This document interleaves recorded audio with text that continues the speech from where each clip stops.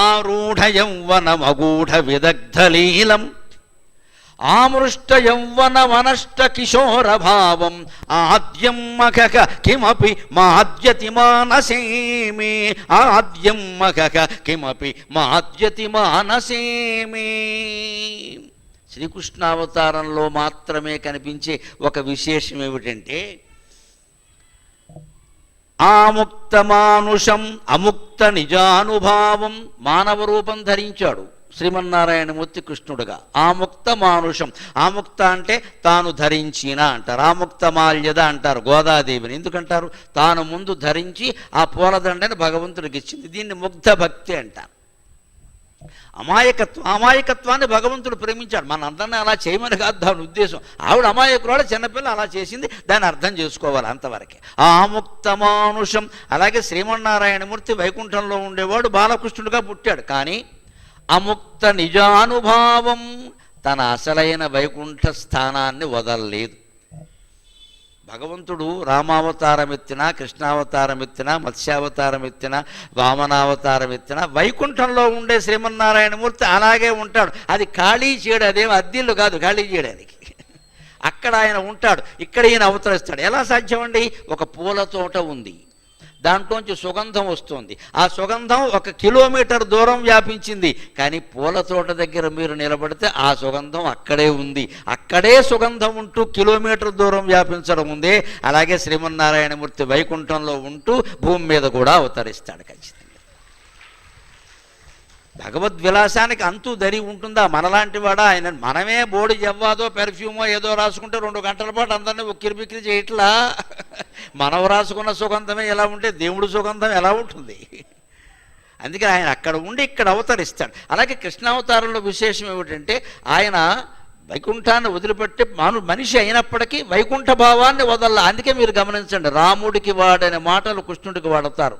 కేశవ, నారాయణ, అచ్యుత, మాధవ, గోవింద, విష్ణు, మధుసూదన, ఇవన్నీ భాగవతం నిండా ఉంటాయి. రామాయణంలో ఒక్కచోట కూడా ఉండే మీకు రాముడిని ఎవరు కేశవుడు అనరు, నారాయణుడు అనరు, మాధవుడు అనరు, ఏమనరు, కేవలం రాముడే. కృష్ణుడికి కేశవనామాలు, విష్ణుమూర్తికి ఉండేటువంటి నామాలన్నీ కృష్ణుడికి వర్తిస్తాయి. అందుకే కృష్ణస్తు భగవాన్ స్వయం అన్నారు. కృష్ణావతారంలో విశేషం అది. అందుకే అముక్త నిజానుభావం. నువ్వు మానవుడిగా పుట్టినా దైవత్వాన్ని వదలలేదు. ఇంకో మాట ఉంది, ఆరూఢ యవ్వనం అగూఢ విదగ్ధలీలం. యువకుడయ్యాడు కృష్ణుడు, 16 ఏళ్ళు 17 ఏళ్ళ వయదయ్యాడు. కానీ అప్పుడే ఆయన నిగూఢ విదగ్ధలీలం, 40 ఏళ్ల వాళ్ళు చేసే సాహసాలు చేశాడు. 9 ఏళ్ల వయస్సులో కంసుడు లాంటి దుర్మార్గుడిని జుట్టట్టుకుని కిందికి లాగి వేసి పారేశాడు. అంతేకాదు, అంతకంటే విచిత్రం, బలరాముడు కృష్ణుడు ఇద్దరు 9 ఏళ్ల వయసులో శానూరున్నొకడు, ముష్టికున్నొకడు, ఇంతంత గొన్నయనుగులా కింకాంగ దారాసింగుల్లా ఉండేవాడని 3 నిమిషాల్లో లేపేశాడు. నమశివాయ, అంతే లెక్క.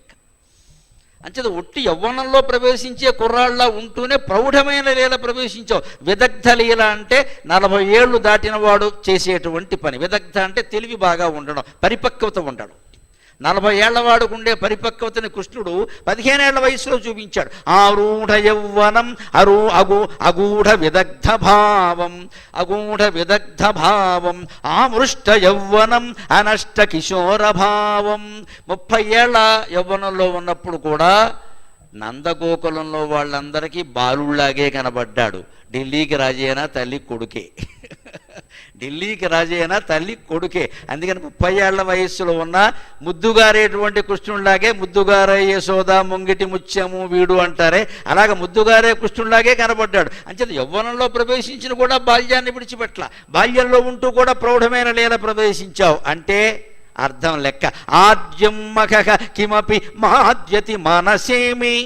అటువంటి ఆద్యమైన మహత్తరమైన తేజస్సు ఉంది, అది కిమపి మాద్యతి మనసేమి, నా మనస్సుకి మత్తెక్కిస్తోంది అన్నాడు. యువతరం కోసం ఒక్క మాట చెబుతున్నా, భక్తి అనే మత్తులో మునిగితే మత్తు పదార్థాలు వేరే సేవించాల్సిన అవసరం లేదండి. భక్తిని మించిన మత్తు లేదు. 2 రాష్ట్రాల్లో పెద్ద వ్యాధిలా వ్యాపించిన డ్రగ్స్ ఆగిపోవాలంటే భగవద్భక్తి వ్యాపించాలి, అంతకంటే ఎక్కువగా భగవద్భక్తి వ్యాపించాలి. ప్రతి యువకుడికి ప్రతి యువతికి తల్లిగా తండ్రిగా నేను అభయమిస్తున్నానమ్మా. మీకు ఏదైనా పిచ్చి పదార్థం దుర్వ్యసనం కారణంగా సేవించాలని అనిపిస్తే అది పక్కన బారేసి విసిరేసి వెంటనే నమ శివాయ నమ శివాయ నమ శివాయ నమో నారాయణాయ నమో నారాయణాయ నమో నారాయణాయ శ్రీమాత్రే నమః శ్రీమాత్రే నమః శ్రీమాత్రే నమః ఏదో ఒక భగవన్నామాన్ని జపించండి. 3 రోజుల్లో మీ దుర్వ్యసనం దూరం కాకపోతే నేను పద్మశ్రీ తీసుకోనట్టే లెక్క, అనుమానమే లేదు.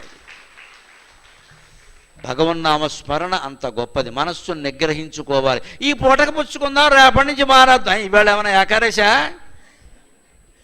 ఇదే బలహీనత. ఈ పూటకు పుచ్చుకుందాం. వాడు ఫోన్ చేశాడు కంపెనీ కోసం, నీ కంపెనీ నాశనం అయిపోతుంటే వాడితో కంపెనీ నీకెందుకయ్యా? ఈ మొహమాటాలే యువతరాన్ని మత్తు మందులకు అలవాటు అయ్యేలా చేస్తున్నాయి. వాడెవడో పిలుస్తాడు, వీడు వెళ్ళిపోతాడు, వీడు మంచివాడే. ఆ మత్తు స్థానంలో భక్తి అనేటువంటి మత్తును కనుక పెట్టుకోగలిగితే ఇంకేముంది అంటున్నాడు అక్కడ. ఆద్యం మఖ కిమపి మాద్యతి మనసేమే. ఆ ఆద్యమైన భగవత్ తేజస్సుని మించిన మత్తు ఉందా? అది నన్ను మత్తులాగా కమ్మేసిందయ్యా, నన్నేం చేయమంటావు?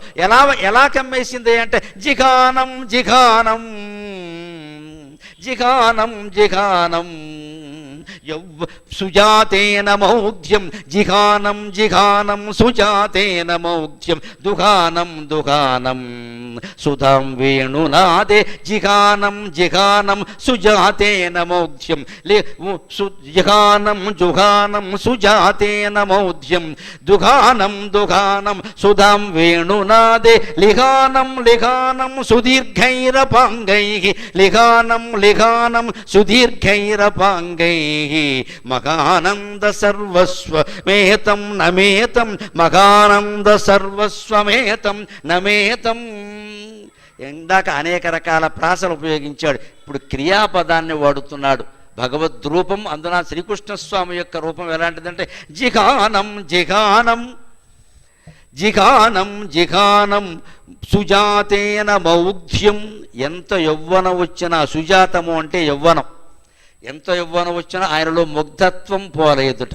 30 ఏళ్ల కుర్రాన్ని కానీ 30 ఏళ్ల స్త్రీని కానీ కొంతమందిని మీరు చూడండి, వాళ్ళు యవ్వన ఛాయలు పోవు. ఏమీ మేకప్ చేయలేదు, ఏమీ చేయలే, వాళ్ళు సహజంగానే అందమైన వాళ్ళు. ఒక్కొక్క ఆవిడ ఉంటుంది మహానుభావురాలు, జుట్టు తెల్లబడిపోయినా సరే 70 ఏళ్ల వయస్సున్నా సరే గౌరీదేవిలా కనపడుతుందండి. వెంటనే నమస్కారం చేయాలి, వెంటనే నమస్కారం చేయాలి. వాళ్ళు జుట్టుకు రంగు వెయ్యరు, ఎందుకంటే మొహంలో తేజస్సు. కుటుంబాన్ని సేవించింది, భర్తను సేవించింది, పిల్లల పట్ల తన ధర్మం నిర్వర్తించింది, తన తల్లిదండ్రులు తనకి ఏ సంప్రదాయాన్ని అందించారో ఆ సంప్రదాయాన్ని నిక్కచ్చిగా పాటించింది. అటువంటి ఇల్లాలు గౌరీదేవితో సమానం. ఆవిడికి నమస్కారం చేయాలి మనం. తెల్ల జుట్ట నల్ల జుట్ట అని మాటలు మాట్లాడక ఒకళ్ళని చూసి ఒకళ్ళు 70 ఏళ్ల వాడు కూడా రంగులు వేయడం మొదలెట్టారు ఎదవసంతా. ఈ దూరకు ఆడాళ్ళు వేసేవారు, ఇప్పుడు మొగాళ్ళకు కూడా పట్టుకుంది ఈ జబ్బు. రంగు వేయకుండా ఎవడు బయటికి రావట్లేదండి అసలు. ఏ రంగు నేను వేశానని ఇంతమంది వచ్చి కూర్చుని వింటున్నారమ్మా.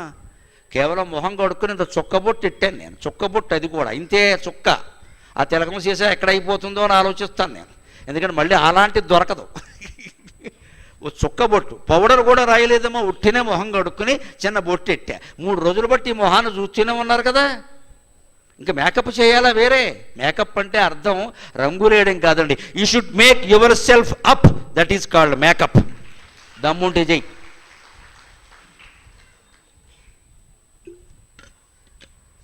నిన్ను నువ్వు ఎదిగేలా చేసుకోవాలి. నిన్నటికంటే ఎదిగావా?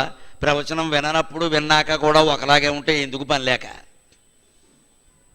జీవన్ అని మా చిన్నతనంలో ఒకటి ఉండేది ప్రకటన. జీవన్ టోన్ వాడక ముందు అనేవాడు, సన్నగా రమణారెడ్డిలో ఉండేవాడు. జీవన్ టోన్ వాడాక వెంటనే నెల్లూరు కాంతారావులు అయ్యేవాడు ఇంతలాగా. మేమంతా దాన్ని కొనేసి వాడేవాళ్ళం. జీవన్ టోన్ వాడకముందు, జీవన్ టోన్ వాడాక అని ఉండేది.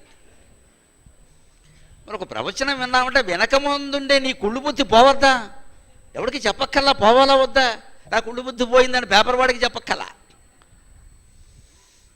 మనకి తెలియాలి కదా, లేకపోతే వినడం ఎందుకు, చదవడం ఎందుకు ఇదంతా? ఆ ఆలోచన రావాలి, వస్తే ఖచ్చితంగా మారుతాం మనం. అంటే శ్రీకృష్ణుడి యొక్క విశేషం ఏంటంటే జిఘానం జిఘానం సుజాతేన మౌఢ్యం. ఆయనకి 30 ఏళ్ళు వచ్చినా 40 ఏళ్ళు వచ్చినా కృష్ణరాయవారంలో ఆయన దుర్యోధనుడిని ఒప్పించడానికి పద్యాలు పాడే సమయానికి ఆయన వయస్సు 100 ఏళ్ళు దాటింది. 125 ఏళ్ళు బతికాడు ఆయన. ధర్మరాజు పరిపాలన 36 సంవత్సరాలు. అంతకంటే సరిగ్గా 125కి 36 తీసేయండి, 90 ఏళ్ల వయస్సులో ఆయన రాయవారం పద్యాలు పాడాడు సభకెళ్ళి. అప్పుడు కూడా దివ్యమంగళ విగ్రహాన్ని మహర్షులందరూ ఆశ్చర్యంగా చూశారు. అది ఎంత వయస్సు వచ్చినా నీ ముఖంలో ఉండే అందమైన తేజస్సు పోలేదయ్యా, అది ఇంకా